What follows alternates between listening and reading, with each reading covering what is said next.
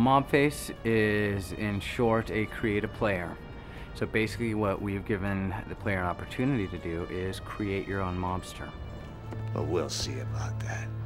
What you'll be able to do is go in there and start off right off the bat and say, okay, what kind of face is this guy gonna have? From there, you can get the basics. You can adjust his eyes, you can give him beady eyes, you can give him big staring eyes. You move on down to his mouth, his nose, his ears, and then there's really a lot of details that you can add from there. Maybe if I broke your legs, you'd understand. Well, then you get to move on to his body. So you decide his body type, and from there we move on to a huge amount of apparel, from leisure suits to very basic t-shirts and slacks. It's really an ability to give your character detail that'll make him different from any other character that there could be. In most games, you're playing someone else's character. This is, you're immediately becoming a part of the Godfather world. Hey, Monk. How you doing? Looking sharp there, Pally. Very rarely does a film get to define a genre as The Godfather did. And we wanted to do the same thing in our area, in the game. And we knew one of the areas we could start with was in the control scheme itself.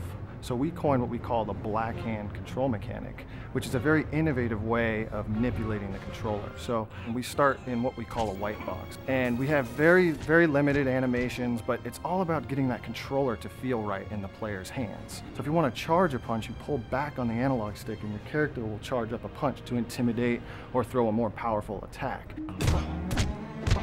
To throw quick attacks, simply flick the stick forward and you can string together your own combos. You can then take the shoulder buttons on the controller itself and grab those. So as you grab the controllers, you're manhandling the controller itself while your player is manhandling the opponent on screen.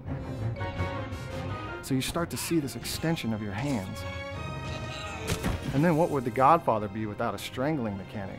So to strangle, you click the analog sticks down while you've got this controller head. It's a very visceral feeling. And at that point, the controller vibration kicks in, simulating your opponent's heartbeat. So as the controller goes lifeless in your hands, as does the opponent in your character's hands. One of the things I really like about the system is the amount of control it gives the player over the various moves that you can pull off. It uses the controller in ways that many games have not used before. But also from a technological point of view, it was a relatively complex system for us to build.